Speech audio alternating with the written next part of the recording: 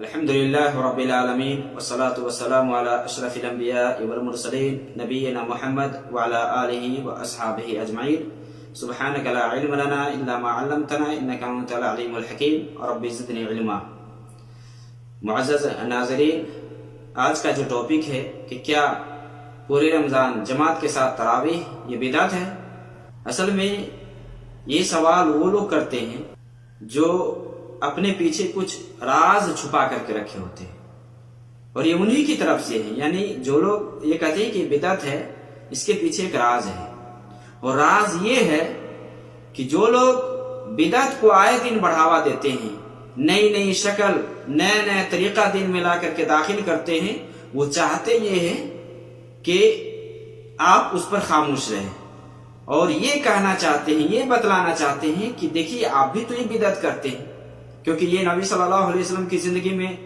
تھا نہیں اور ایسا ہوا نہیں، تو آپ یہ پورے رمضان جو آپ جماعت کے ساتھ تراویح پڑھتے ہیں یہ بھی تو نئی چیز ہے۔ حالانکہ ان بدعتیوں کو سمجھنا چاہیے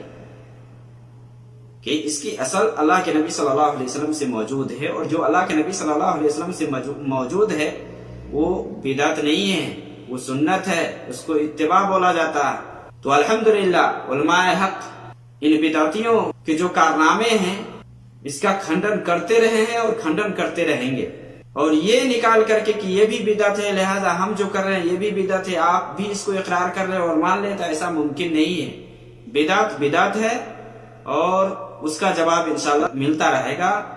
اور ملتا آیا بھی ہے۔ اللہ کے نبی صلی اللہ علیہ وسلم سے تراویح کے رمضان کے سلسلے میں دو طرح کی حدیث ہے، ایک تو قولی حدیث ہے اور دوسری فعلی حدیث ہے، یعنی آپ نے کہا بھی ہے اور آپ نے کیا بھی ہے۔ تو آپ صلی اللہ علیہ وسلم سے جہاں حدیث ثابت ہے تو کیا وہ عمل بدعت ہے؟ اس کو ہم بدعت کہیں گے؟ ہرگز نہیں۔ اللہ کے نبی صلی اللہ علیہ وسلم کی حدیث صحیح بخاری اور مسلم میں ابو ہریرہ رضی اللہ تعالی عنہ سے مروی ہے کہ نبی صلی اللہ علیہ وسلم نے فرمایا من قام رمضان ایمانا واحتسابا غفر له ما تقدم من ذنبه، کہ جس نے رمضان میں قیام کیا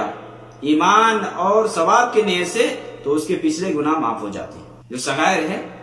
جہاں عملوں سے گناہ مٹنے کے حوالے سے آیا ہے وہاں صغائر ہے، کبائر کے لیے توبہ شرط ہے۔ تو یہاں اللہ کے نبی صلی اللہ علیہ وسلم کی یہ قولی حدیث ہے، اسے پتہ چل رہا ہے کہ رمضان میں قیام کرنا، رمضان میں نماز پڑھنا یہ باعث اجر و ثواب ہے۔ یہ ایک الگ میٹر ہے کہ تنہا انفرادی طور پر کریں یا اجتماعی طور پر، اور آپ دیکھیں تو اللہ کے نبی صلی اللہ علیہ وسلم سے دونوں ثابت ہیں۔ آپ کے زمانہ میں بھی یہ ہوا اور آپ کے بعد صحابہ کے زمانہ میں بھی ہوا، یعنی صحابہ نے انفرادی طور پر بھی نماز پڑھی اور جماعت کے ساتھ بھی۔ تو اللہ کے نبی صلی اللہ علیہ وسلم کی ایک حدیث تو ہے کہ رمضان میں قیام کرنے کے حوالے سے، دوسری حدیث ہے ابو داؤد کے اندر، اسی طرح ترمذی کے اندر اللہ کے نبی صلی اللہ علیہ وسلم نے فرمایا من قام مع الامام حتى ينصرف كتب له قیام لیلہ، کہ جو آدمی امام کے ساتھ قیام کرے گا، امام جب واپس گھر جائے اس وقت گھر جائے گا تو قیام اللیل کا ثواب ملتا ہے۔ یہ قولی حدیث ہے اللہ کے نبی صلی اللہ علیہ وسلم کی۔ امام کے ساتھ گویا کہ جماعت یہ ثابت ہے، امام کے ساتھ جا کر کے کوئی آدمی امام کے ساتھ جماعت کے ساتھ اگر تراویح کی نماز پڑھتا ہے یہ بدعت ہو ہی نہیں سکتا، اس کو بدعت ہم کہیں گے ہی نہیں کیونکہ یہ ثابت ہے۔ اور فعلی حدیث کے حوالے سے اللہ کے نبی صلی اللہ علیہ وسلم کی حدیث صحیح بخاری اور مسلم میں حضرت عائشہ رضی اللہ تعالی عنہا سے بالکل واضح ہے۔ اصل میں یہ بدعتی لوگ جانتے ہیں، ان کو پتا ہے کہ یہ حدیث موجود ہے، لیکن سوچتے ہیں کہ چونکہ پورے رمضان نہیں ہے اس لیے ہم کہتے ہیں کہ یہ بدعت ہے، آپ بھی یہ کرتے ہیں، بدعت کرتے ہیں۔ اسی حدیث کے اندر جواب بھی دیا گیا ہے کہ آپ صلی اللہ علیہ وسلم نے کیوں پورے رمضان یا آپ نے کیوں راتوں رات اس طرح سے نہیں کروایا، اسی حدیث کے اندر جواب ہے۔ حدیث ہے حضرت عائشہ رضی اللہ تعالی عنہ بیان فرماتی ان رسول اللہ صلی اللہ علیہ وسلم صلی ذات لیلۃ فی المسجد، کہ اللہ کے نبی صلی اللہ علیہ وسلم ایک رات مسجد میں نماز پڑھی، فصلی بصلاۃ الناس، اللہ کے نبی صلی اللہ علیہ وسلم کے پیچھے لوگوں نے بھی نماز پڑھی، لوگ بھی نماز پڑھے۔ ثم صلی من القابلہ، آپ اگلی رات بھی اسی کی، آپ نماز پڑھے تو لوگ بھی آپ کے پیچھے نمازی تھے، نماز پڑھ رہے تھے، نماز پڑھی۔ آپ کے پیچھے لوگ بھی تھے، اور لوگ میں کون تھے؟ صحابہ تھے۔ اس کے بعد حدیث کے اندر ہے ثم اجتمعوا من الليلة الثالثة او الرابعة، کہ لوگ، اچھا اس حدیث کے اندر ہے فکثر الناس کا لفظ بھی آیا ہے، دوسری رات میں لوگ زیادہ ہو گئے، لوگ بڑھ گئے، لوگوں کی تعداد زیادہ ہو گئی۔ ثم اجتمعوا من الليلة الثالثة او الرابعة، تیسری یا چوتھی رات کا معاملہ ہے کہ لوگ جمع ہوئے نماز کے لیے۔ فلم يخرج الیہم رسول اللہ صلی اللہ علیہ وسلم، تو اللہ کے نبی صلی اللہ علیہ وسلم اس رات گھر سے نہیں نکلے۔ فلم یخرج الیہم رسول اللہ صلی اللہ علیہ وسلم الیہم، کہ اللہ کے نبی صلی اللہ علیہ وسلم ان کی طرف نہیں آئے، یعنی نماز کے لیے آپ نہیں آئے مسجد میں۔ فلما اصبح، جب آپ نے صبح کی، قال قد رأيت الذي صنعتم ولم يمنعني من الخروج إليكم إلا أني خشيت أن تفرض عليكم، کہ میں جانتا ہوں کہ جو تم لوگوں نے رات میں کیا، جس کے لیے تم لوگ اکٹھا ہوئے، میں جانتا ہوں، لیکن میں صرف اس وجہ سے نہیں آیا، اس ڈر سے نہیں آیا، اس خدشے سے نہیں آیا کہ کہیں یہ نماز فرض نہ کر دی جائے تم پر۔ اللہ کے نبی صلی اللہ علیہ وسلم کیوں نہیں نکلے، کیوں نہیں آئے؟ کہ کہیں یہ نماز فرض نہ کر دی جائے۔ دوسری روایت کے اندر ہے کہ انی خشیت ان تکتب علیکم صلاۃ اللیل، کہ مجھے یہ خدشہ لاحق ہوا کہ کہیں رات کی نماز تم پر فرض نہ کر دی جائے۔ تو اللہ کے نبی صلی اللہ علیہ وسلم کی نہ نکلنے کی وجہ تھی کہ کہیں یہ نماز فرض نہ ہو جائے۔ اب نبی صلی اللہ علیہ وسلم کے جانے کے بعد معاملہ حل ہے، بالکل اب اسلام مکمل ہے، اب گھٹنے بڑھنے کا کوئی معاملہ نہیں ہے، یا فرض اور واجب ہونے کا کوئی معاملہ نہیں کہ اس کو فرض کر دیا جائے گا، اس کو واجب کر دیا جائے گا۔ اس لیے اللہ کے نبی صلی اللہ علیہ وسلم کے بعد بھی صحابہ عمل کرتے رہے، نبی صلی اللہ علیہ وسلم کے بعد صحابہ عمل کرتے رہے، کچھ انفرادی طور پر نماز پڑھائے تھے، کچھ اجتماعی طور پر، اور اس کی دلیل حضرت عمر رضی اللہ تعالی عنہ کی حدیث ہوتی ہے جو صحیح بخاری کے اندر ہے،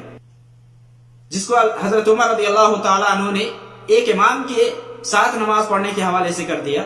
تو صحیح بخاری کے اندر عبد الرحمن بن عبد القاری وہ روایت کرتے ہیں خرجت مع عمر بن الخطاب رضی اللہ تعالی عنہ